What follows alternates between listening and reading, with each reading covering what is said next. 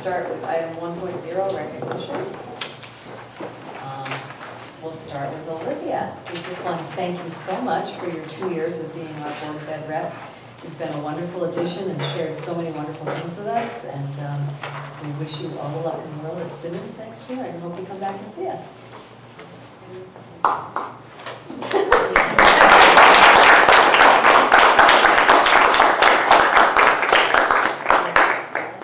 Good luck. And our other recognition is for Peter, who doesn't like to be recognized, but he does such an amazing job with all our videos and not only our Board of Ed meetings, but so many other things going on in the school system. So, and I know he spends a lot of his own money on his supplies, so we definitely want to recognize all the time and effort that he puts in and thank him for everything that he does for us.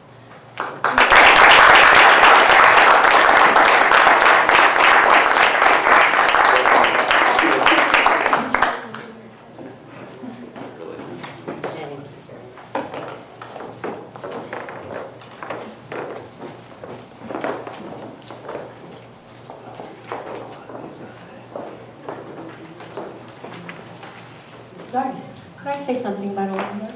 Absolutely. That I think she's going to leave a big hole. That the enthusiasm and spirit and information that she brings to this board has been very important to all of us. It does make a difference. And I can't imagine who Mr. Rocket can find who will have the sense and spirit and the commitment. She made a commitment to the board as well. When I'm sure she has plenty of other things to be doing. It was a real commitment, and I certainly appreciate it, and will miss you. I agree. Thank you again for everything. Okay, we move on to item 2.0, the consent agenda. Anyone? Mrs. Bush? I move to accept the consent agenda. Is there a second? Mr. Polina? Would anyone like to pull any of these items? Mrs. Arndt? May I ask a question about one of the items, or does it need to be pulled in order to ask the question? It needs to be pulled. Okay, then I'd like to pull item A, please. A. Anyone else want anything to be pulled? I need 2 items to be pulled, H and Y. Okay, so we'll vote on all the others. Do I need to name them all? B, C, D, E, F, G, I, J, K, L, M, N, O, P, Q, R, S, T, U, V, W, X, Z, double A, double B, double C, double D. All those in favor? That's unanimous. Okay, Mrs. Arndt, item A. I don't have a specific question. I mean, I don't have a question about a specific item, but sometimes I notice that our minutes don't reflect discussions that we've had, and I'm wondering if other board members have noticed that. Could request some additional information in the minutes, since it is our permanent record for our meetings. I can give an example if you'd like, or I'm just wondering if we can agree that there should be more information in our minutes. Does anybody else think? Could you give me an example? I could. I think that at 8.1 in our minutes was a discussion about the technology inventory, and Mr. Stansel asked some questions and made some points, and I think it shouldn't go at least unrecorded. That's all. That there was more than simply the this simply repeats what was the verbiage in our package. It doesn't acknowledge any of the board discussion, and I think that's what I feel like I'm recognizing in some of the items, that what's being recorded doesn't always include discussion items, and that may be, well, I think it's always important to include some of it, but it may be more important when we go backwards to look at minutes about what took place that evening. Mrs. Bush. One of the reasons that I think the way it is fine, is because it is videotaped, and we do have a record of all the discussions. And I just think that the videotape backs up anything that we have in the minutes. And that is always available to us. May I ask what the official record what does the videotape represent and what do the minutes represent? Is one the official accounting or are they both? They're actually, excuse me, I'm sorry, through you, Mrs. Fisher. They're actually both legal representations. We cannot get rid of the videotapes. They have to be archived, and the minutes reflect, you know, the what happened at the meeting, the votes, and all those kinds of things. So both of them, the board could go with one or the other, but if they do videotape, they have to keep the videotapes, and it has to be a full gavel-to-gavel meeting that's recorded. And then we do have to send it to the town. It has to be on both their website and our website. Okay, thank you. Okay, while we're on item A, I did have an item in there that needed corrections or additions to the minutes. In item 8.1, it says that Kevin Malloy, Illinois did the inventory, but I know that Corey LaFontaine did that with him, so I think he needs to get credit for that, for all the time and effort that he put into that. So I would just like to add his name to that.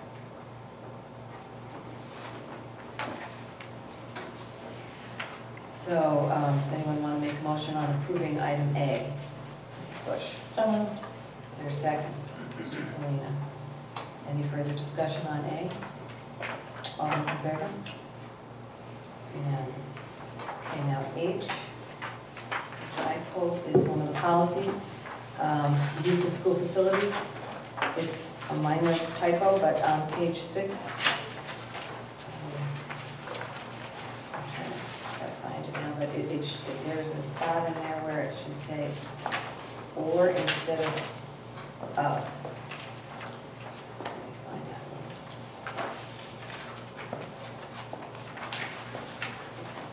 one. It's in the only red line in the school closure section. It should say superintendent or designate, not superintendent of designate. Page 6. Page 6. Policy 1330. And that was all I had on that one. Anyone want to make a motion on that? Mr. Polina? There's a second? Second. Bush? All those in favor? Anyone opposed? Anyone abstaining? Mrs. Hart, are you going to vote on this one? Sure. Oh, are you in favor? Yes. Okay, it's unanimous. Okay, and then item Y, which is policy 3150.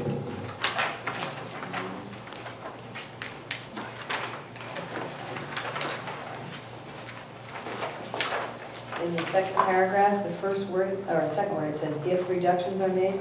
It should say if changes are made in the budget, as opposed to reductions, because who knows, we could get one up. Mrs. Bush. Move to accept item Y. Okay, Mr. Lynn. Any further questions or comments, discussion? All those in favor? It's unanimous. Thank you. Now we'll move on to item 3.0. 3.1, opportunity for the Board of Education to add or delete agenda items. Anybody want to add or delete agenda item? Mrs. Arndt. Move to add agenda item 6.3, the discussion of the job description for the principal at VES. Is there a second?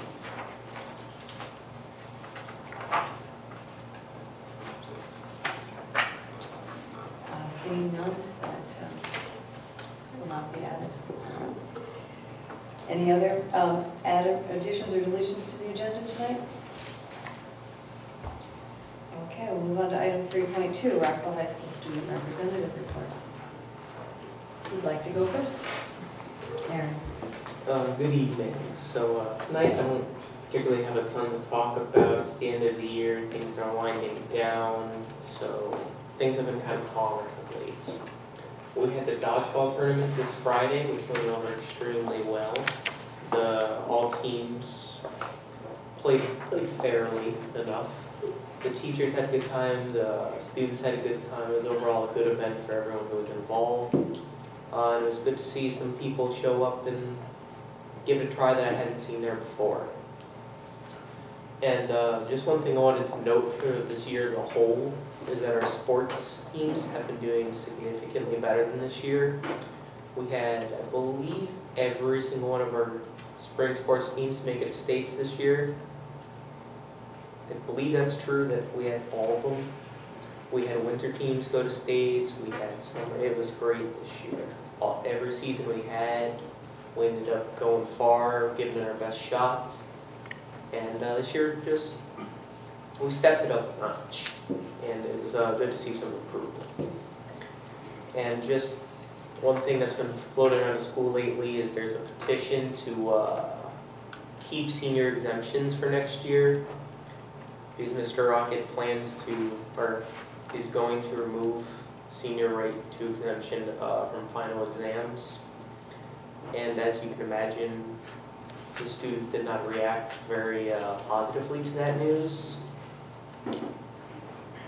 So there's been a petition going around for the students, for the staff, and for parents and other adult community members. But other than that, that's about all I have to say. That's a pretty big one. Okay, Olivia. I was going to bring up the petition as well. When I last looked at it, I think they were up to 185 signatures, and they weren't letting seniors sign.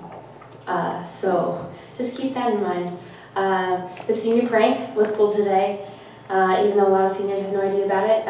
Mr. Rocket got to walk into his office today with an alpaca in it. And he was talking about it. He was running late this morning, so instead of getting there at 6:30, I think it was 6:50. He walked in with his sunglasses on, and his office is kind of dark anyways, and the alpaca was black, so he opened up the door, and my friends caught it on video. It was really hilarious. He was a really good sport about it. Better than last year when kids decided to plant trees in the football field, which was still kind of funny. So that was really good to see that tradition upheld, and Mr. Rocket taking it very well, acclimating with the students, I guess. And senior awards night and recognition, that was really cool to see all the kids getting awards and scholarships and things finally being recognized for a lot of the achievements in our district. So I just wanted to say thank you for my time here. It's been an eye-opening experience, to say the least. I've been able to share a lot of things, whether you guys wanted to hear it or not.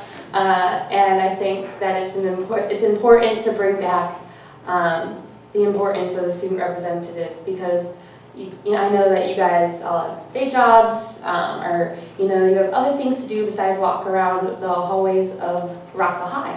So being able to get true student input without really a filter is really important, and that way you get a better idea of some of the things going on that you may not know about, like the noise from the Vernon Elementary School, or the petition, or just some of the things going around, or some of the recognition that we received. Just as a whole, I just wanted to say that I think keep working towards bettering the school, but don't forget about the kids who are achieving, who are getting the 2300s on their SATs. We're going to Brown and Dartmouth and these really prestigious schools, because the track that we're going right now, a lot of it is tailored to students who don't want to be in school or aren't using the resources available to them. And when we tailor our education to them, sometimes we forget about the kids who are doing everything right. And so taking away their ability to achieve, or not tailoring to the fact that they are doing so well in school, rather than focusing on the kids who are just don't really want to be there and don't care about school. I mean, don't leave them behind by any means, but don't forget about the kids who are doing really well. I think that's, yeah.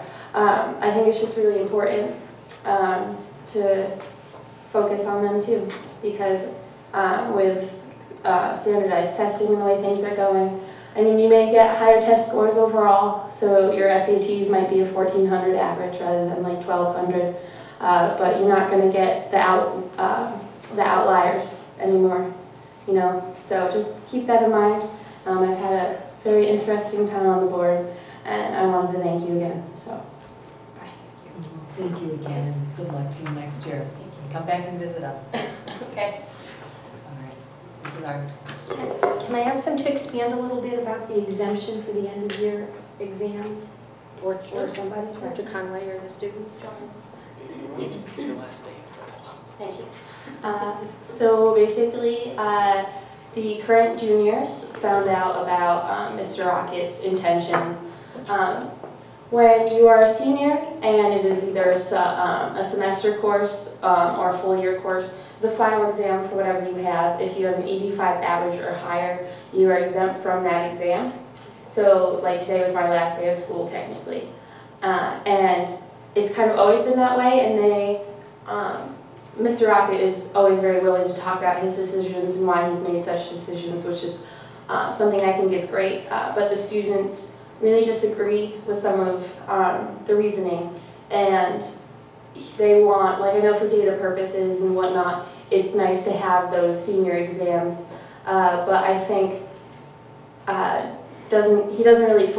people don't really fully grasp in the community what incentive that is for seniors, because senioritis is a real thing. You just don't want to do anything. And the fact that you have to get that 85 in order to be exempt and not have to be that senior who comes into school during exams, you know, you don't want to be that person. And so kids really worked hard to get those 85s. And so I think if we get rid of that, then kids just aren't going to try. They're going to check out at the end of their senior year and not even care, like, at all about anything, which is already kind of prevalent. So I know that a bunch of juniors have gotten together. They have a very well-written letter to Mr. Rocket, and they're getting signatures, and they're willing to talk to anyone who asks. So yeah, it's become a very popular movement. Do you know any of the reasons why Mr. Rocket doesn't want this to happen? From the letter and I have a copy of it in my car, from what I've learned is that he believes that it's best for college preparation, you know, final exams and getting ready for college, and he thinks overall that it's a better, Showing what you've learned. like showing what you've learned, exactly. You know, you get tested to see what you've learned over the year, and without those exams at the end of the year, we don't know how well our teachers are teaching, etc. So that's kind of the reasoning behind it, but it's kind of a trade-off. So I don't know if Aaron has anything to add. Just a lot of what people are saying is that when you go into these tests, it doesn't reflect people.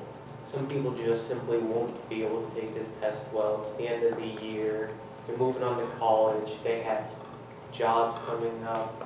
They have their whole lives ahead of them right now. And they have to go take exams that may or may not reflect what they've actually learned. And generally, I just feel like once you get to senior year, exam exemption is just such a great motivator to still try and to still put in the effort for your school, that taking it away kind of is a downer, I guess, would be the best way to say it. But that's just my opinion, so. If I may add one thing, I know that there's been talk because, you know, people do see both sides, and there's kind of been some talk about keeping the policy but maybe changing it a little bit, because an 85 for the kids who are willing to work isn't really that hard, exactly. So there's talk about, you know, changing it to a 90 or higher and stuff like that. So I mean, a lot of it's still up in the air, but there's definitely going to be some sort of resolution. So Yeah, I think 90 or higher compromise would probably the best way to solve it, but we'll see what happens. Okay. Anybody else have any questions for Erin or Olivia? Well, thank you both for being with us all year, and Erin, we look forward to you being back with us next year. Look forward to being come back. And Olivia, good luck to you in everything you do. Thank you. I'm sure I'll come visit. Okay. All right, we'll move on to item 4.0, community forum. Opportunity for comments on agenda items, potential future agenda items, or general information provided to the board from citizens and community organizations. Is there anyone who would like to address the board this evening? Yeah, she doesn't want me to go up, so. Oh. If you want to go up, go up. You got it. Don't guilt trip me in front of the whole board.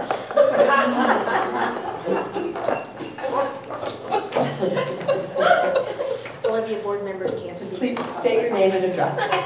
Address to, hi, I'm Laura Whitehead, I'm Olivia Whitehead's mom, and I live at 5 Ridgewood Drive in Vernon. And I know I haven't been here as much as my husband has. I just think this has been a tremendous opportunity for my daughter. One thing that, when she was accepted into many, many, many schools and prestigious schools, Simmons wrote in their acceptance letter was how impressed they were that she sat on the board of the board as the student representative of the Board of Education. And as a parent, it just made me so proud that she has spoke her mind at times, Mr. DeCaro and others. Yeah, she does come home and tell me things in good jest, I must say.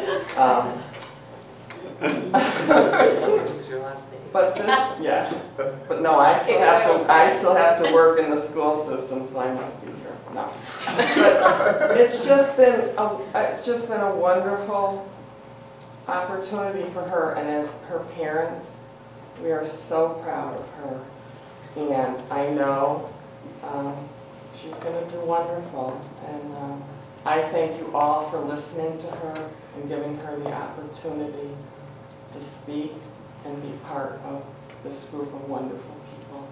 And for that, I thank you all very much.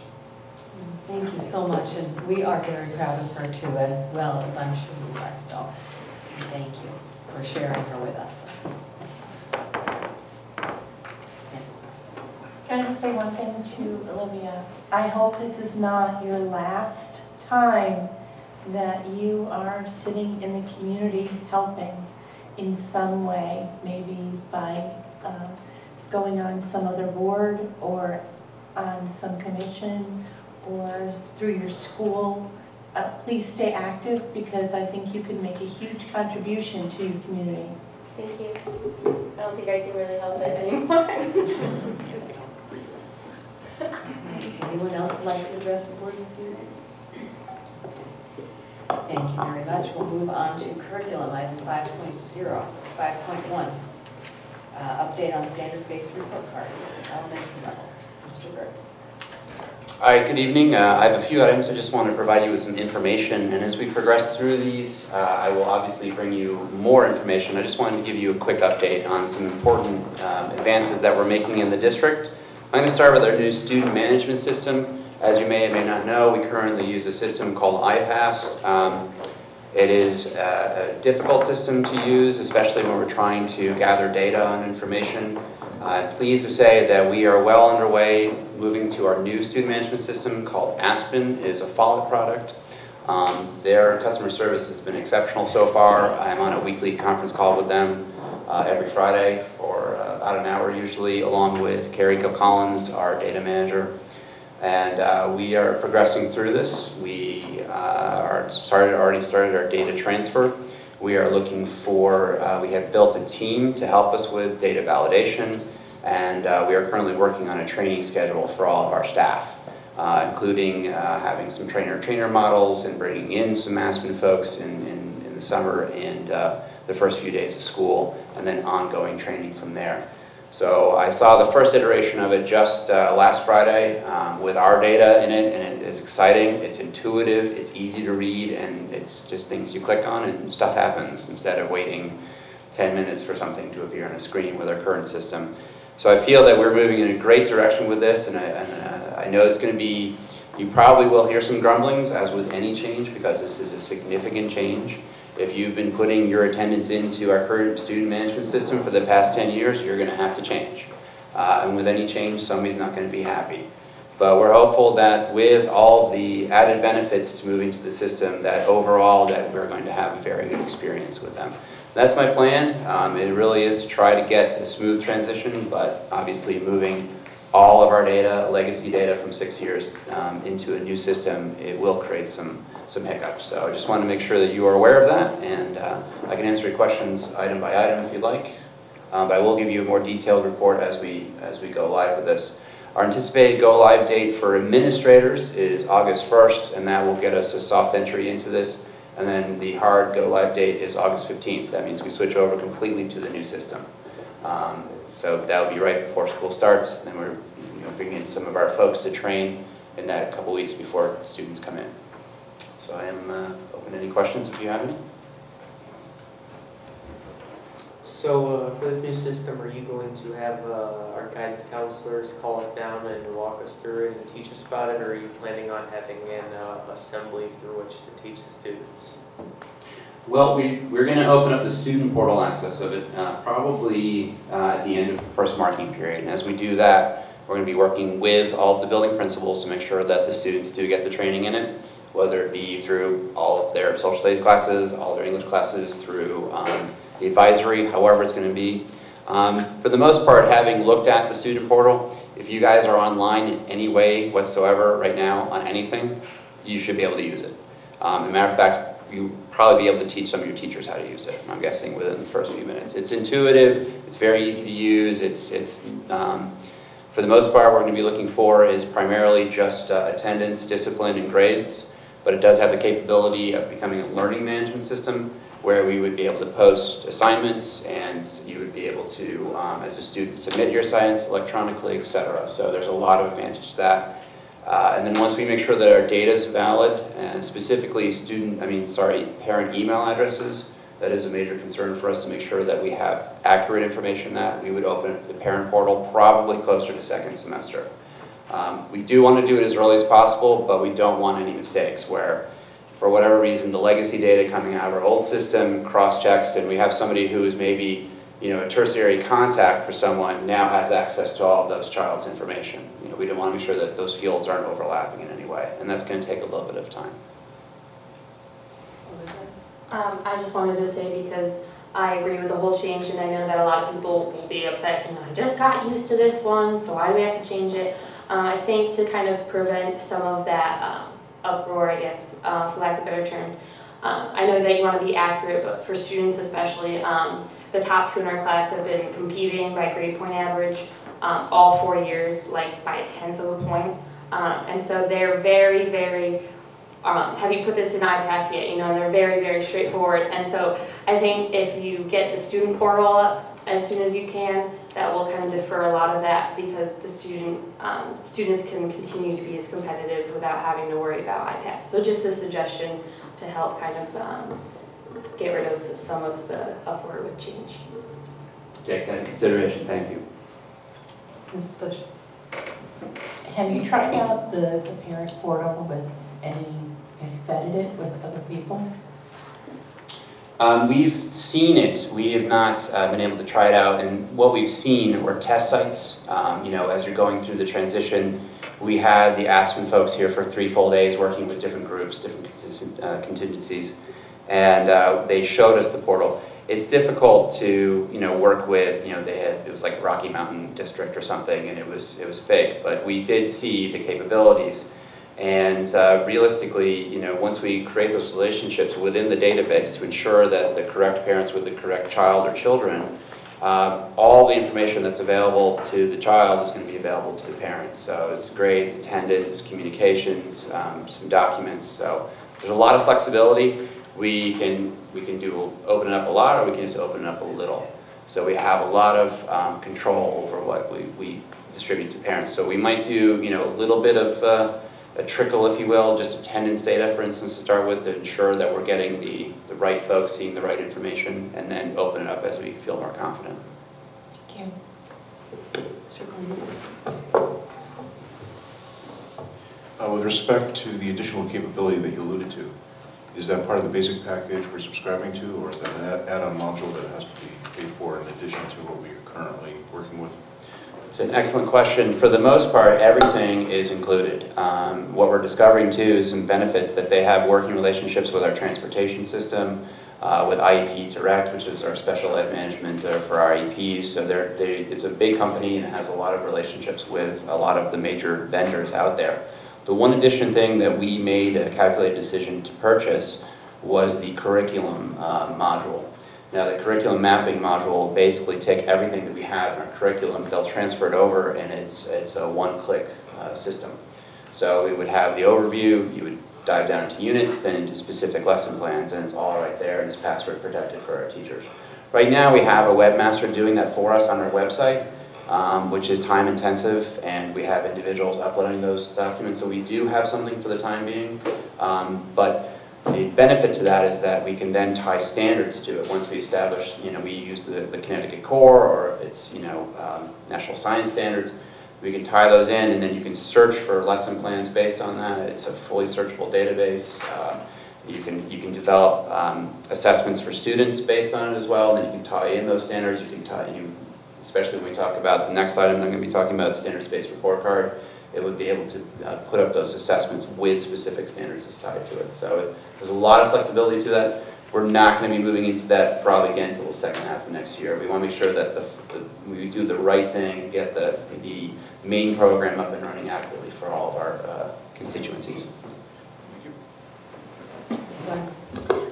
I see the value to all of them, Jeff, but one that I see too is getting the parent portal up as soon as possible, because that's an opportunity for parents to be engaged. We keep talking about how to get people into our buildings and to change the tone that seems to be a little bit of apathy or whatever, so that if we make it convenient for parents and they're seeing real data, important data, I just see that as another way to bring them in. So I understand how you want to phase it in, but as important it is for the students to get the data, I think it's really important for the parents to see as well, to bump up participation.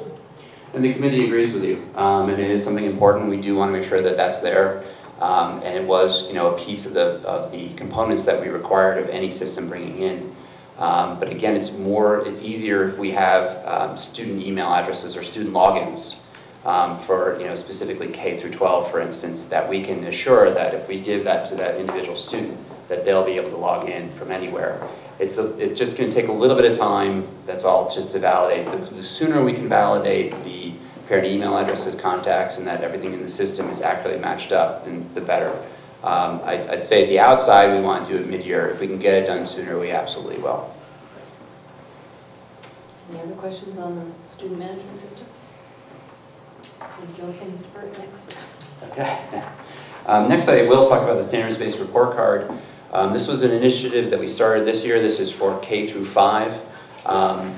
One of the things that I heard when I first came in is that the current report card for the elementary level is an older one, from my understanding, and it does not reflect our move to the Connecticut Core.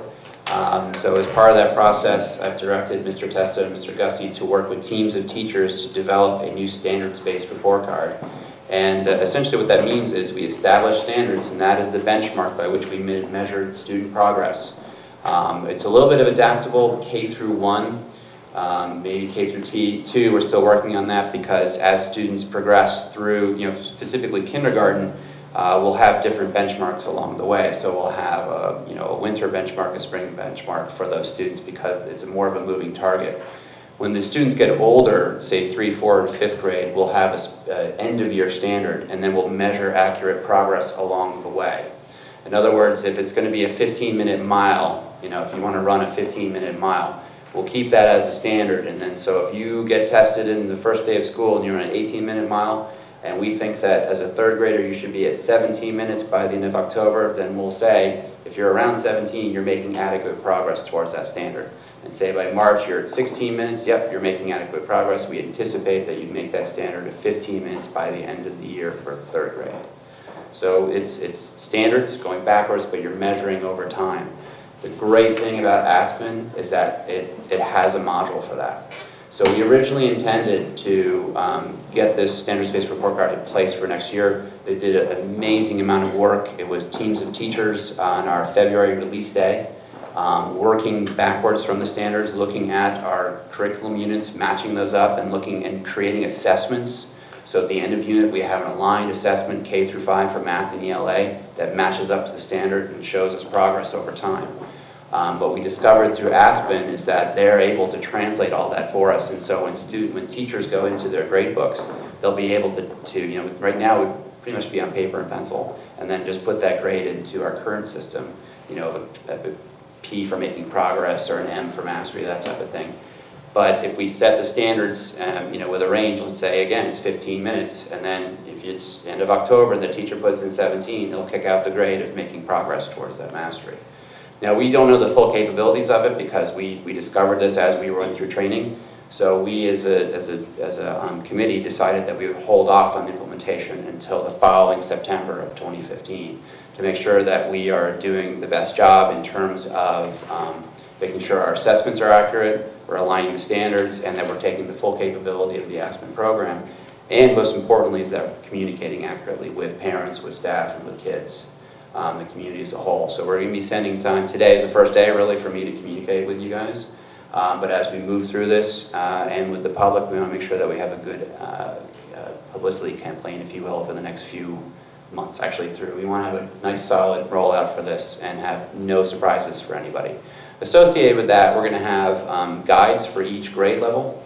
So in other words, what do these standards mean? So an easy to read pamphlet, if you will, for each grade for the parents to say, okay, so the standard is reading fluency. Okay, well, what does that mean for me and my students? What does an S mean? What does a P mean? What does an M mean? What do all this mean in terms of my child's progress? So we want to have that full package and not rush it and make sure that we're getting everything out to those parents over the next 12 months. Anybody have any questions on that? Mrs. Bush? Are you going to continue on with the trimesters and give the reports 3 times a year? Do you have any plans of making changes in that? No, we're going to stay with the trimesters. Okay, thank you. I just have a question. If a student masters the standard by March, what kind of grade are they going to get in June? That's an excellent question. It exceeds. Okay, you have something else for us? Yes, we got 2 more.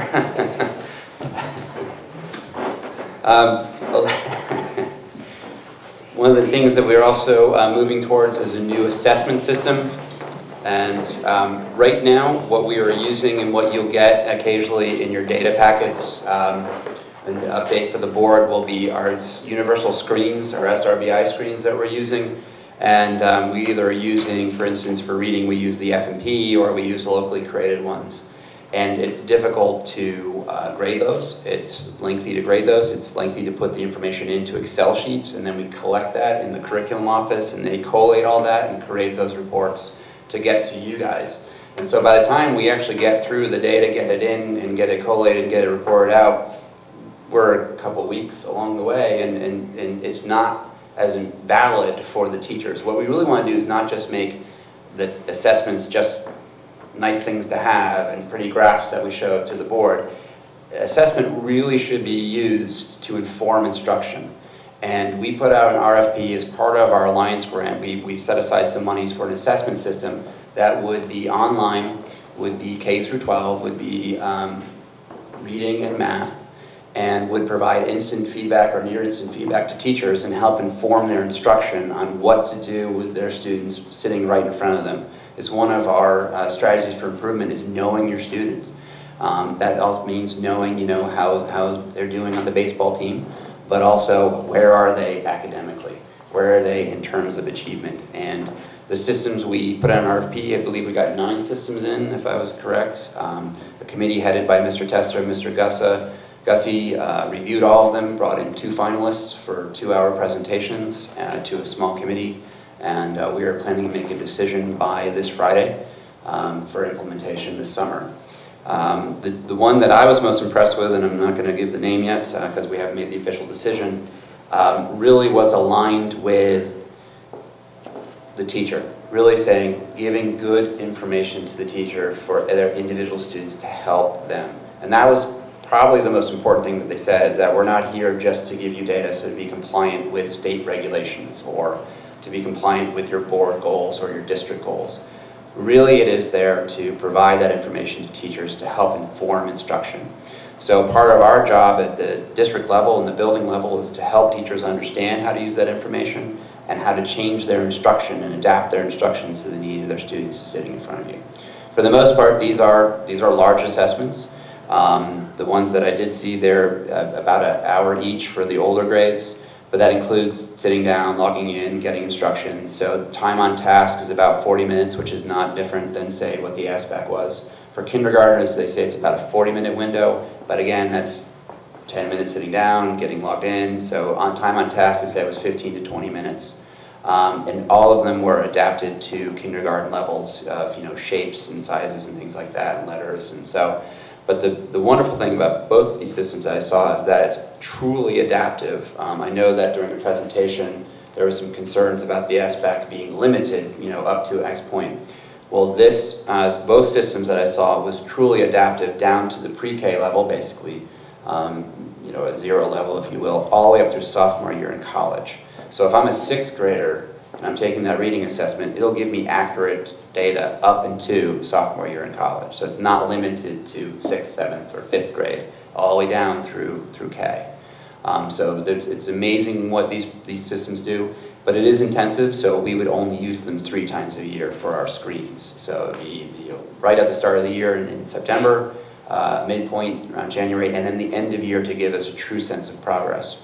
Now, when either one of these systems, we can aggregate and disaggregate the data all the way down to a specific strand of a standard, all the way up through all 3rd graders across the district at the district level. And that information is at the fingertips of the teachers. Both the systems I saw, they had full menus. They showed us the teacher menu. It was all right there, 1 click, and the report pops up. And they can print it, they can use it, they can download it to Excel. They can print graphs, etc. So it's fully adaptable. One of the things that we've not been able to do right now is find a system that will import all of that information into our new student management system. What we can do is export the high-level data. Instead of the disaggregated down to the specific strand, we could do the summative information or the aggregated information of where they are on a level for a student. Let's say they're at grade level. That information could get imported into our student management system. Since we would have both systems, we wouldn't necessarily want all the disaggregated information in both areas. We really want, to collect all of the information, for instance, attendance, discipline, and grades, and then the assessment data in our student management system to give us the big picture, and then for the granular information, we would go to the assessment system itself. So, I know that was very fast, but I realized I have one more agenda item. Do either of those that you're looking at have the ability to progress monitor? No. Actually, I'm incorrect. One of them did, but it was a significant cost. It was upwards of about $30 a student. Okay, next question. When the students take the assessment on the computer, will it automatically score and make it very teacher-friendly, where they're not having to put a lot of work in to be able to grade the assessments?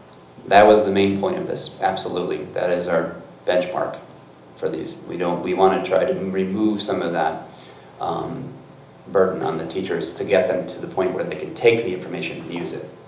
We don't want to go through the process of doing the assessment, which was important this year. We're going to see I believe, some significant improvements in reading, I hope, at the elementary level. And through our efforts through the FMP. Now, for instance, with progress monitoring, we really want to make sure that we're using this high-level data first and getting folks into teams of teachers, third grade at Maple Street sits down and really talks about what they know about their students and then start to develop instructional strategies. For that small group of students that we need to progress monitor, we're going to still use, for instance, the FMP at the elementary level to progress monitor for that small group. The nice thing about Aspen is teachers and principals can create those groups of students. It could be from 3 from this class and 2 from this class, and create a small group, and then so everyone has access to this SRBI group for third grade Maple Street. So we can really monitor, you can move kids in and out. It's very easy, very flexible to create those subgroups. So it's a lot easier to manage than we currently have. Thank you. Any other questions on that? Okay, next item. Last one. New teacher evaluation. I worked with our education evaluation and development team this year. We've survived the first year, C, and we actually did quite well. We're still getting in the data, but from all the issues that we thought that are coming our way, it was not as bad as we thought. But as we reviewed as an administrative team and as an evaluative team, we felt that it didn't give us the information that we really wanted. The state came out with SEED 2, I call it the son of SEED, and it made some changes, but not a tremendous amount. And when we took a look at what the state did, the team felt that it was not suitable for Vernon. So we created our own plan, and the state has changed the system. Last year, you may have recalled that we presented the plan to you first for approval, then it went to the state for approval, and then if they didn't approve it, they would kick it back for revisions, then we'd have to go through the board process again. So the state changed that. I submitted the draft plan to the state on May 30th. They'll give us the feedback, we'll go through the process, we'll make any revisions, and then the finalized version will come to you when it's done. The problem is the window for feedback on our plan goes through June 30th. And I anticipate will be close to that date. So we may not make it back in time with the iterative process of changes and developing, et cetera. Anything that they make suggestions with, we have to meet and discuss. Or I would send out any of those revisions out to the committee via email, since we're going to be ending school on Monday. So it looks like the approval process probably won't take place till our meeting in August. So it's a little bit different, but I did send out the draft to the entire faculty, so they have that, and we have been working closely with the administrators group as well as the teachers union, and they all really like the draft. Can I ask how different is it from SEED? Can you give us some specifics or not? Well, I would say primarily what we're seeing is with the SEED documents is very difficult to not be proficient. The weightings and the formulas that they use, the calculus they use, it is really heavily weighted towards proficiency. I've done a calculation where there's, not to bore you, but there's a rubric that we use. There's 5 domains in the rubric. It's called the CCT, 2 of which are really targeted towards instruction. If you scored developing or below standard in those 2 areas, you can still be rated proficient as a teacher based on SLOs, parent feedback, whole school indicators, that the weighting is towards proficiency. There's also a scale, if you will. It's a grid. It's a 4x4 grid, and if you get a 2 and a 3 on the grid, basically the X and Y axes, adds up to a 5, and you divide by 2, gives you a 2.5. Well, you round up to a 3, which is proficiency. So if you got 1/2 of your rating, the instructional half of your rating is at a 2 or developing. If you got proficient in the other half of your rating, then you would round up to proficiency.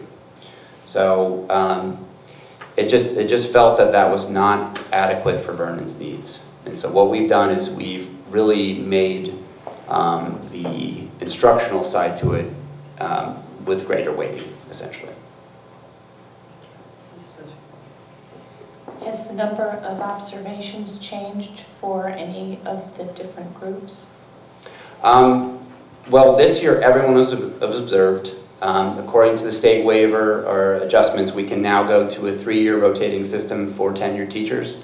Everyone needs to be observed once, but informally for what we're calling year 1 and year 2 of growth. So if you're a tenured teacher and you've been rated effective, which is the new terminology from the states, ineffective and effective essentially. If you've been rated effective in the past, then you get to go into a 3-year cycle, year 1, year 2 of professional growth, and then a year of evaluation. And then you continue down that path. In those 2 growth areas, you have a couple informal observations, but again, it's nothing formal. Similar to this year, tenured teachers in the evaluation cycle, as well as year 3 and year 4 teachers, it's exactly the same that we had this year. And non-tenured teachers, year 1 and year 2, it's more intense. We've added a few more observations. We have 3 formal, which are the full-length observations, and we have 3 informal, which are the shorter length, approximately 10-minute observations. And we've tied that, specifically year 1 and year 2, to year 1, we've tied it to what we're creating for our year 1 folks is a new teacher cohort, where we're going to have meetings every month, and the first half of the year is strictly on classroom management, which is also tied to the first module of team. So when an administrator comes in to observe a new teacher, again, this is a brand new teacher, non-tenured, not from another district, but brand new, and have to go through the entire process. For the first 2 observations, and the full length and the 2 shorter length ones, it's strictly going in, looking and gathering evidence on classroom management. In the meantime, I'm going to be working with the instructional coaches, and we're going to be having after school once a month with the new teachers on classroom management strategies, and then they're also going to be working with their mentor on classroom management strategies. So we're hopefully lessening the burden on them, but ensuring that we're supporting our new teachers in that then mid-year we'll switch the last formal and the 3rd formal and the 3rd informal. We'll switch over to the instructional domain, which is now domain 3, as well as our new teacher cohort. We'll switch over to that, and the team module is planning for instruction. So we're hoping to see a parallel with all these things and really adequately support, not just support, but hopefully create fantastic teachers here in Vernon. Year 2, it's similar, first half of the year, 2 and 2 on instruction, and then the last formal and full length and short length will be on all of the domains. So by the end of year 2, we anticipate that our teachers will be proficient in the 2 instructional domains. Any other questions? Mrs. Arden? I know that you said this plan that you submitted will be tweaked by the state and returned to you, and then we can, or could be tweaked by the state, I'm sorry.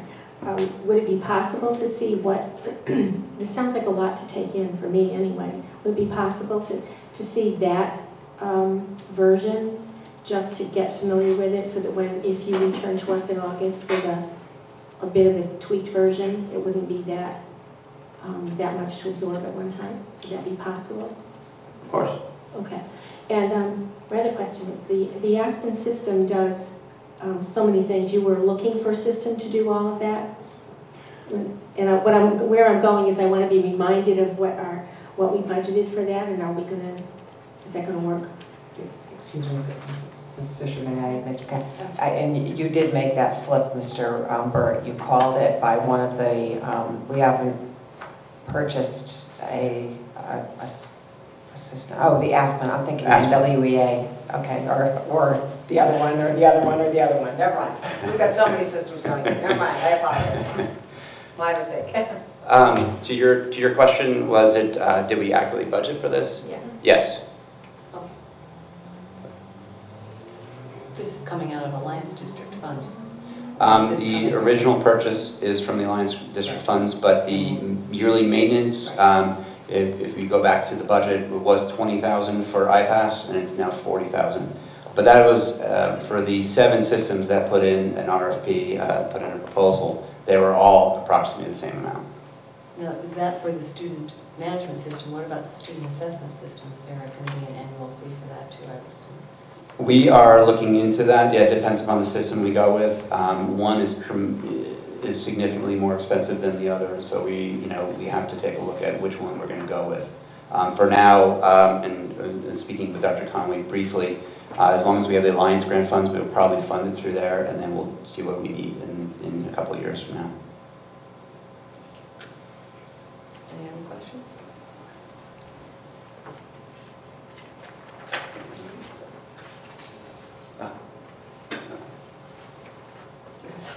Well, Mr. Picaro just shared with me that all of the bid openings for the different assessment systems are in there. So the names are in there, they're public, but the two finalists we haven't shared. Thank you. Great, well, thank you very much. That was a lot of information. So Thank if you. you could email us the draft when you get it back from the state, we can review it over the summer. And that would probably be, is that what you think would be good? That way we can look at it ahead of time, and if there are questions, we can email them to you. Thank you very much. All right. Item 6.0 general business. 6.1 racial statistics. Thank you very much, Mrs. Fisher. I've included this year's racial statistics, our racial imbalance report, as well as last year, so you can see the difference. You can see that the Commissioner has written us a letter indicating that Maple Street and Lake Street have an impending imbalance. A true imbalance is at 25% off of the average for the district. We're pretty far from that, but encroaching. The absolute imbalance for Maple Street is 18.96 and 17.5 for Lake Street. And still that has to go up to 25% before we would have to take action. The board would have to make some decisions. I will just make note that last year, on average, we had about a 33% minority population in the district, and this year we have approximately a 35% minority population in the district. So it's just something that we need to share with you. My understanding is, I'm not sure how many years ago, but prior to our allowing school choice within the district and under No Child Left Behind, and prior to us participating in public school choice from Hartford, the Open Choice program, that both Lake and Maple were truly up in the 20s, close to 25. That was what I had been informed. And so the board had already at that point taken action to eliminate that imbalance. So right now we're building back up again towards those, but those are the two schools. So it's just information on them. Anybody have any questions, Mrs. Arn? I understand the district totals, except for the one, the 970 at Vernon Elementary School. Can you explain that a little bit? They are actually not a separate school, although they're in the high school, so they're added into the high school numbers.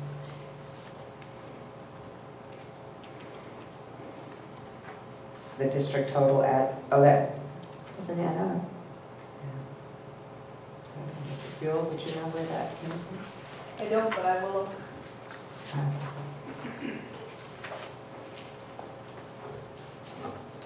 We'll get back to you on that, Mrs. Arn. Thank you. Thank you. Any other questions on that?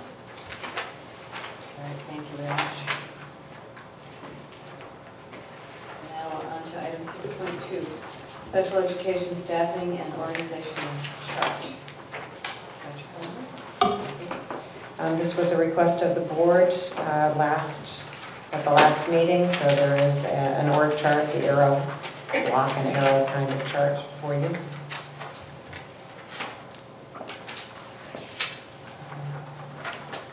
Anybody have any questions, Mrs. Arn? Can you help me out with numbers, Dr. Conway? Some of this doesn't help me understand how many people report to whom, how many people someone is responsible for. Is that anything that you could just fill in quickly? I think I needed Mrs. Buell to estimate some of those numbers if we're talking how many special educators we have and all of that. She would be better with that if you don't mind.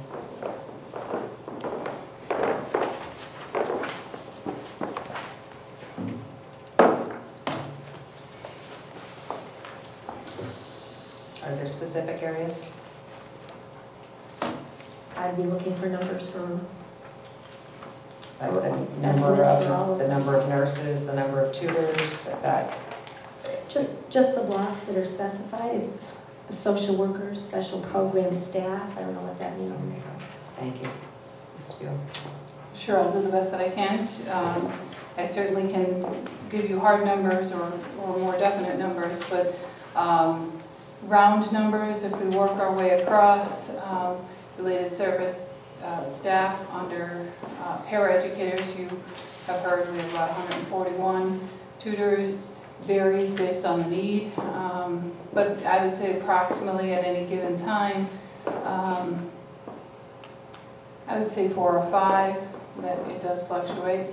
Those tutors might be in different places. Social workers, sorry, I believe we have 5 altogether between social workers and school psychologists. We have 10. OT, PT, and CODAs, we have 6. Speech and language pathologists, and speech and SLA assistants, we have 7. Guidance, this is just oversight of the guidance department. As you know, we have 9 of those. Registered nurses and health aides, we have, I believe it's 9. In the next column over, under supervisors, under the supervisor .5, the pre-K special educators, we have 7, as you know. I'm sorry, we have, we will have 8 sections. Vernon Public Schools has 5 of those teachers. But that says PK through 12? It does say that. Is it? From K, so really that picture is for special programs. It does say PK-12 special educators, but it's for the special program sort of staff. So pre-K will likely fall under that.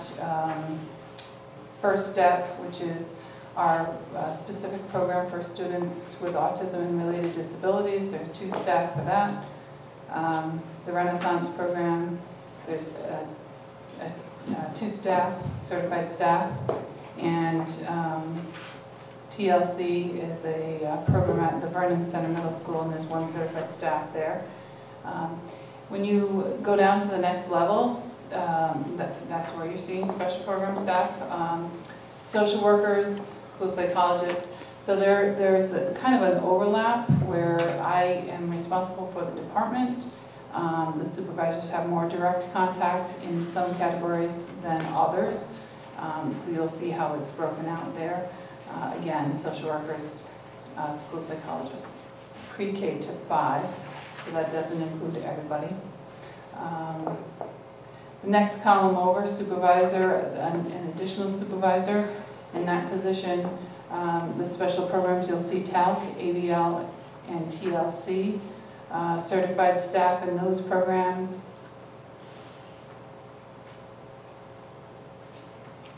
There are 6 certified staff, social workers, 612, and school psychologists. There are the equivalent of, some are part-time. There are about 5 staff members in there. Under out-of-district, West Main Learning Center staff, there's 1 certified and 1 non-certified staff member there, as well as paraeducators. In Next Step, sorry, that was Next Step, 1 certified, 1 non-certified, and paras, I believe 3. West Main Learning Center has 2, those are tutors. And VES has 4 certified and 4 non-certified staff.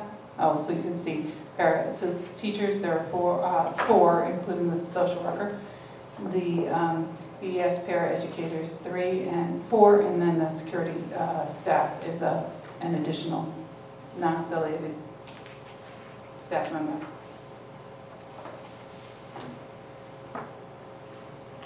Questions? Oh, yeah. Okay. So on the left-hand side of this grid is school social workers and school psychologists that total 10. Those are different from the social workers and the psychologists in the center of the organizational. No, there is some overlap between those. Again, being responsible for the departments, each of the departments. So how do I know how many people are where, Patty? I don't know, because you have 10 here, but some of those belong over here under the 5 that are There are grouped some together. shared responsibilities, yes. I can give you additional numbers if that's what you, I'm just looking for real numbers. I don't, I understand there's overlap, but how many people? If you tell me on the left-hand side, there were a total of 10 social workers and psychologists, is that true across the system, or are there more someplace? Do I add these 5 to those 10, or are those 5 included in that 10? there are 10 at the elementary level, which fall under the first supervisor position, and the additional 5. And so collectively, and I didn't miscount initially, so there are 15 that are overlapping, so there are 15 total. I share responsibility with the 2 supervisors for their roles and responsibilities. I apologize for not understanding. In that first block on the left, those people report to to the director. So it's not that you don't understand. These staff members have report to multiple people. So they're reporting to their principals. They're also responsible to the supervisors who may be meeting with them on a monthly basis. So they have multiple layers that they report to, including myself. So there are times that I'm working directly with them on specific student-related issues. There are times that the supervisors may be working with them on different issues. Part of the situation here is that there are students that they're servicing in district as well as out of district servicing, meaning there are students that are transitioning in and out of programs. There are times that we are assessing students out of district.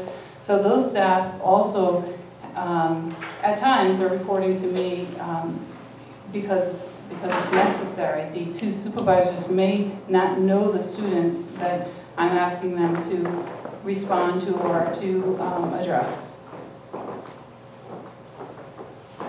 Regardless, they may change who they're reporting to, but the numbers don't change. Numbers of staff don't change. Do they know who they're reporting to? Yes. And am I correct to say that who they report to may change, but the number of staff don't change? That would be correct. So I'll try to understand one more time. There are 15 social workers and psychologists in system that are, some report to you, some report to others, but there are 15. Correct.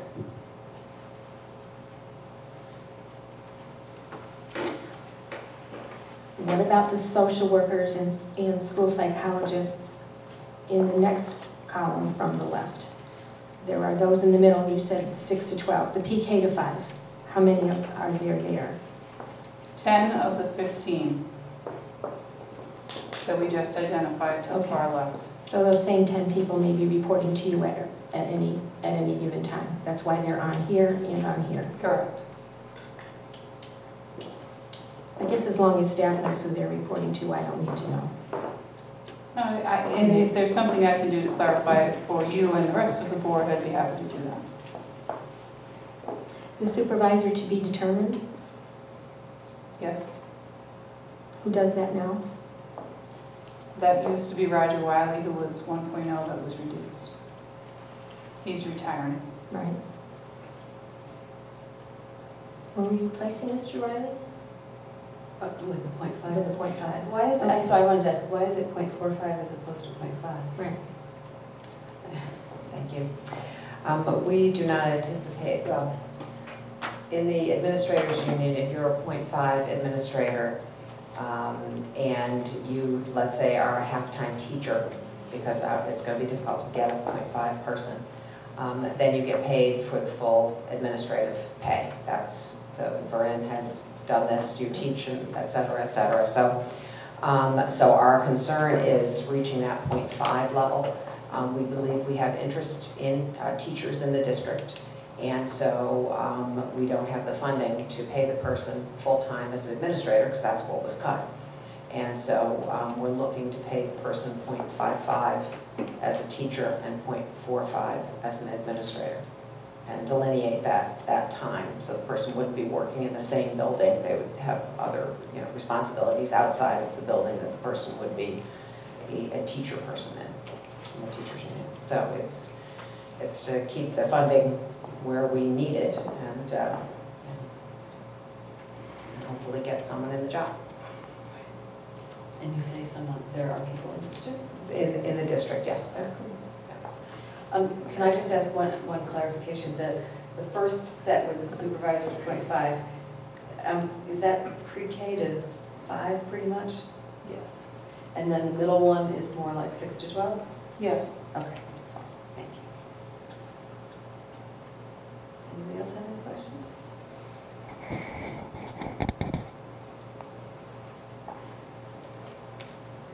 So the block under the 0.5 supervisor where it says pre-K to 12 special educators, should that be pre-K to 5? Yes. Okay.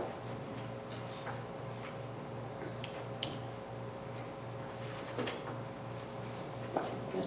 This isn't new, this is what has been in place for a year, is that right?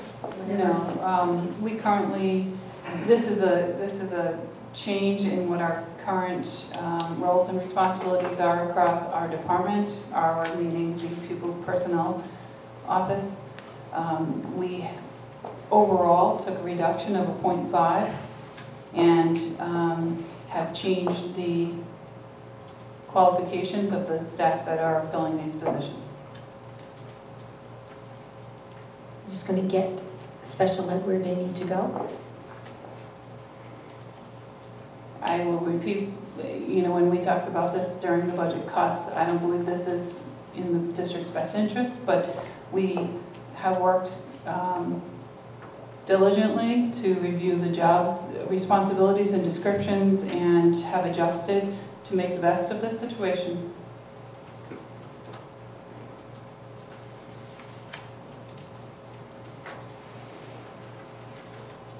Anyone have anything else on this? Speak now? Yeah, speak now or Forever hold your peace? The chart begs the question from me anyway, that we have a principal who reports to you,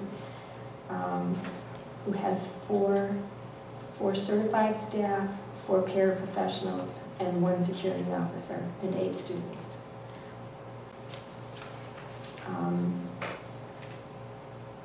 Those needs are being met, those 8 students' needs are being met in that setting. Yes. To the detriment of any other needs in the system? No, I'd see that as a separate issue, that staff and the students in that program require that level of staffing.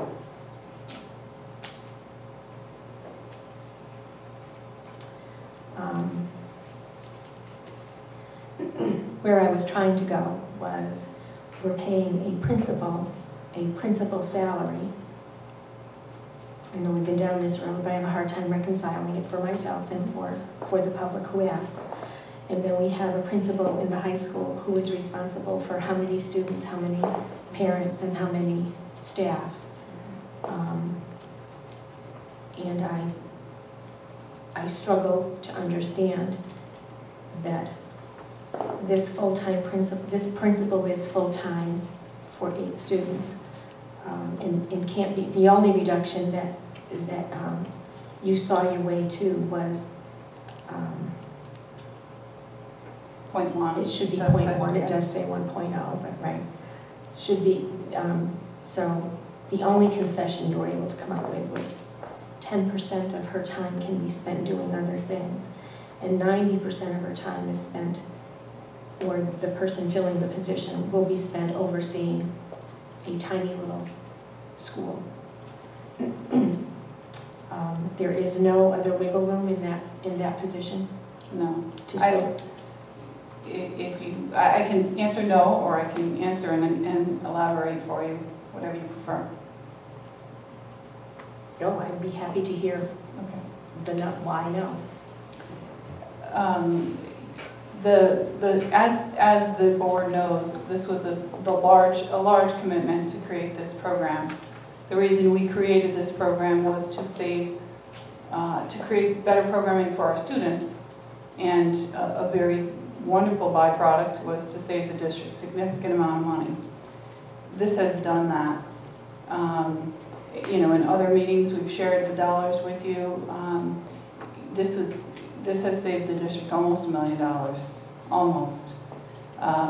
It cost us $435,000 in our initial investment for this program. Yes, it doesn't make sense to the average person that has not walked into the building, walked into this wing. I can tell you there's not another administrator in this district that would apply for that job. And that's a fact. It's posted now and it's not, nobody's applying for it. There is nobody that wants that position. It is not a job where people sit. I have been into I've spent many hours this year in that program. And it is responding to students' needs constantly. I believe that the quality of the program, I could not recommend to this board that you take that administrator, any portion of that administrator out of that program. I believe that it would cause a huge liability to the district, to the students, to the staff in that program.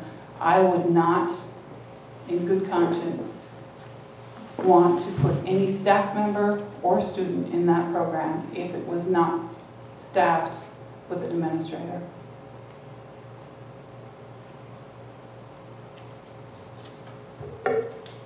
When we talk about deficits in other places, Patty, and that you're going to make this work, I had to ask the question I again. understand. That there is no wiggle room in that 90%, and you're telling me no, that you can't do, that position cannot do anything, fill in any place where there are deficits. It cannot do anything outside of that program. The things that we have adjusted to have them do are things that can be done within the program. So if we're all having a good half hour and the administrator has some time, some of those responsibilities might include some Medicaid monitoring, which is an electronic or access through the computer. Again, also beneficial to the district. It's some of the things that I do on certain hours. So it would be IEP monitoring. So we can monitor district IEP compliance, state compliance through IEP Direct online. And so because as you know, every staff member there knows, and I know very well, that at the drop of a hat, you're needed immediately to intervene in a situation. It might be to offer praise to a child who has earned a break or has done something really wonderful, or it might be to stand in front of the door because some student is having a tough time and wants to leave the program. Obviously, that's not allowed. And anything even more severe than that. So there are times that students need to be restrained or secluded. There just is not the staff in the building to let somebody else do that while the principal's gone. Something gives, and what gives is teachers can't teach. The administrators is hands-on, active, all day long. Mr. Khalil. Quoting your numbers, it was approximately $435,000 to set up the program, and we've saved approximately, according to your numbers, approximately $1 million. You also brought up the fact that there's a possibility of liability. So has there been a cap list made that we're going to, for lack of a better way of putting it, roll the dice and hope that we come up with any liability, about $565,000 or less, to actually break even or save money for the Board of Education. Because if we have a person that has to step away and there's a situation elsewhere, and there's a liability that's caused, I mean, was that thought about? I have not worked those numbers. There are a variety of things that happen in a program such as this. This is why we pay so much money to send these students to other programs, because of the level of staffing that they have. I have not calculated what the liability is. I don't even know that I could. So there's liability for injuries. There's liabilities if there are staff, let's say, trying to monitor or deal with a student that's out of control. They're outside their classroom, they're trying to respond, they step out, the student's still left in. Either one of those students could get hurt. That's a liability I don't want to discuss. Okay. I mean, really, if we needed to figure that out, I don't even know how I would do that for you, but we could try. I guess what I'm trying to say is this, I'm not trying to be critical, but are we over our head? No. Additionally, it seems like we're all talking theoretically here. I've never been there, and I'm sure most of the folks in this room haven't. Is there a possibility at some point in the next several months that we could actually pay a visit, so we actually have some kind of feeling for what's actually going on there, the services being provided, and just to have a general feel of the business of giving these children a proper education? I think that would be a great idea. I believe that there was a request, and the response was, contact me, we'll set up a time. The mayor has come to visit. Board members are welcome to go through the principal to set up a visit. Obviously, we would inform, Dr. Conway, and there are times that I'm there as well, but absolutely, I think it would be a great idea to see it firsthand. Would it be preferable to do as a group or individually? I think a group would be too much. Really? Okay. It's too overwhelming. It's interesting even when the students all know me very well. I was just there the other day, a student came in, hi, I got my break, and so we did our little celebration and gave them this break. But when they come in, they're looking for Mrs. Sherman, and they've gotten used to seeing me, but I think any change is unsettling. Sometimes, some days they can roll with it. Some days it's a little bit more difficult. I think having this many adults would be a little overwhelming for them. Fair enough. It's interesting to me because when I requested a visit to the school, I was told that I couldn't be there when students were there because you had to someone had to protect their identity. I think the point was that we needed to schedule a time to come in, and so that they could, set up a time that you may not be able to walk into every classroom and see them, but there certainly is a sense that you could be there. You might need to stay in the office if there was a student matter going on, but that certainly could be explained. And Patty, what I was trying to do was establish a ratio between supervisor and subordinates. And I haven't been able to do that, so I won't take any more board time, but if I could get that from you sometime, that would be helpful to me.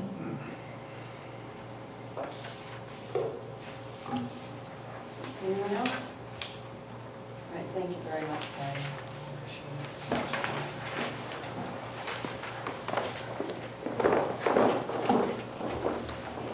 Okay, we're going to item 6.3, Board of Ed Finance Committee report. Mr. Kalina, whoever would like to start. Through the chair, thank you, Mr. Kalina. If I could turn your attention to the business and finance report dated June 9th, and also to go along with that, there was an addendum that was distributed before the meeting this evening as well. We'll be referencing both documents, and I'll be hitting the highlights, so we will not be going through the full 80 pages of the report.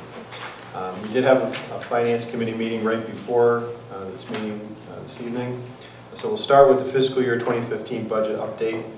First, you also have a copy in front of you of the fiscal year 2014-2015 approved estimate of expenditures. These are hot off the press. Please take a look at them. If you have any questions, concerns, please let us know.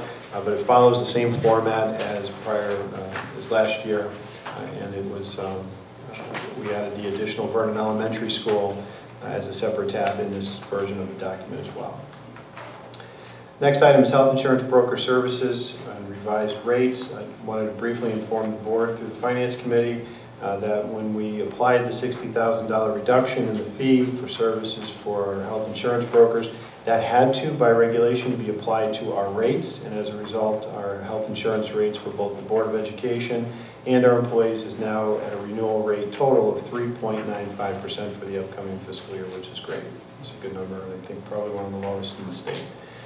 The next item for fiscal year 15, very briefly, and there will be more information shared through the Facilities Committee at an upcoming board meeting, is we're exploring the option of running gas lines to our schools. Something we've talked about in the past, but Yankee Gas has now come forward and they're willing to absorb the cost of running those gas lines to the schools. The caveat is we have to go on natural gas. We don't have to take the supply from Yankee Gas, but we have to run on natural gas. So Mr. Kleinhans, myself, Mr. Peluso, the folks from Yankee Gas, we've been conducting a cost-benefit analysis. We believe that it's a good move for Vernon Public Schools to take. We want to share this in more detail with our Facilities Committee because it will involve some reprogramming of our boilers, comparable to changing the carburetor on your engine, so it's not a full replacement, just changing some of the burner parts. But at the end of the day, we believe it will be profitable and an efficient way to heat our schools. And again, we'll share more about that at the upcoming Facilities Committee meeting this month.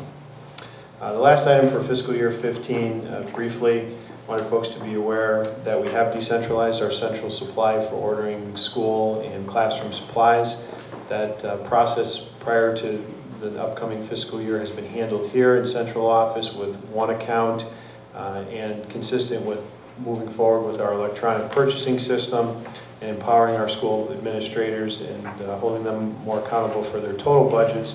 We have moved those funds out to the schools, so those items will now be ordered directly by the school secretaries and the school administrators and not through central office, and we'll be able to account for them as well.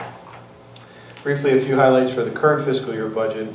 Obviously, one of the biggest things I'm sure on everyone's mind is how we're going to end the fiscal year. We're pleased to report that we will be ending the fiscal year in the black. Before you is an executive summary of our account balances to date for both our local funding as well as for our grant funding and some of our revenues as well. We don't have a final number. It will be a narrow margin, and there are a few items that we need to have in place before we could move forward with providing that final number. We are at the present moment clearing up and making all of our purchase requisitions into purchase orders to pay our bills that are in for the last quarter of the fiscal year. We did close the fiscal year early, so we would have time to do that and be able to provide the board with confidence that we would be closing the fiscal year in the black.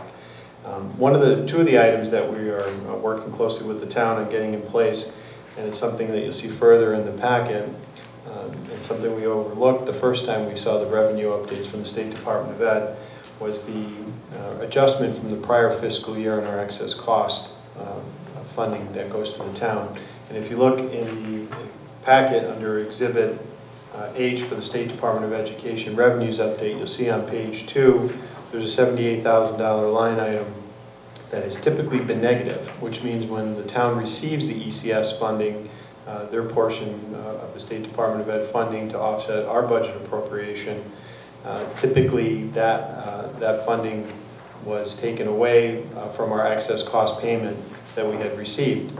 But this year it's positive, which means the State Department of Ed has gone through their calculations and has determined that they didn't pay us enough. And so that's been different. That's something different from prior years.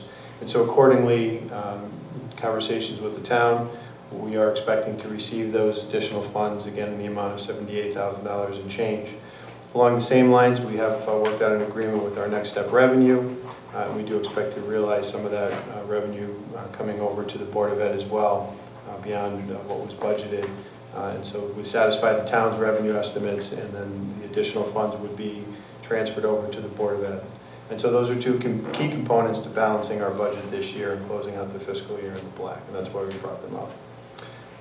Moving along, I'm looking for the board to take action on several budget amendments in the packet. Again, this is our last Finance Committee meeting that's scheduled, so we really wanted to try to get as many of those action items on tonight's agenda as possible.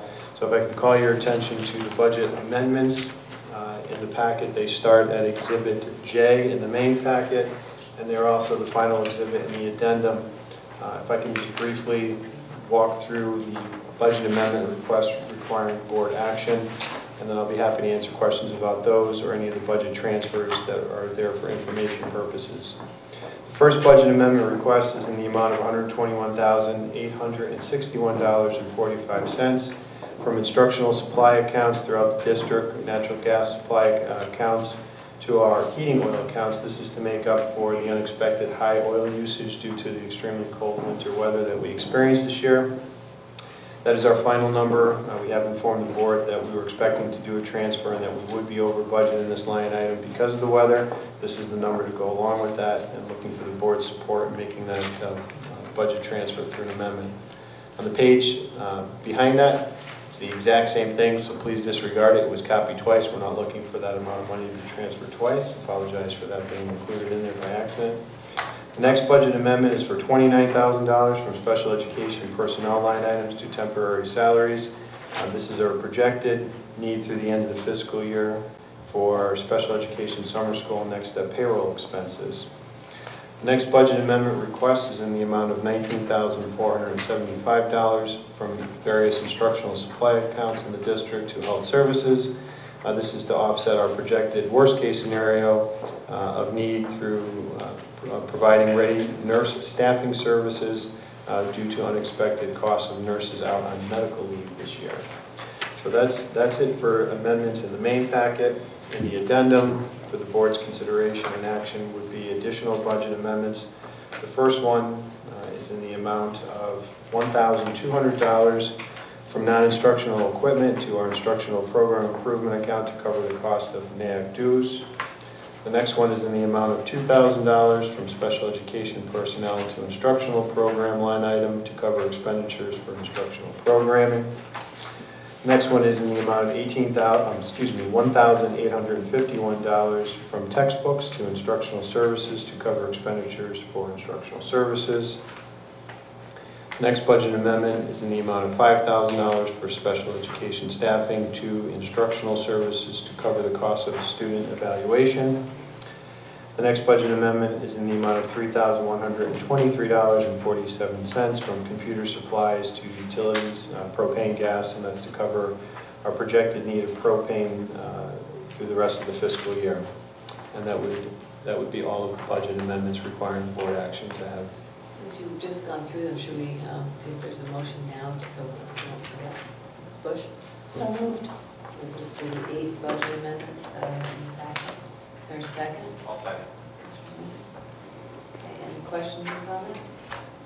Concerns? Okay, all those in favor? It's unanimous. Thank you. Thank you. The next item to highlight is Exhibit L. It's a request from the mayor to provide an update on the status of our fiscal year and closeout activities. I believe the superintendent has provided board members with a draft response.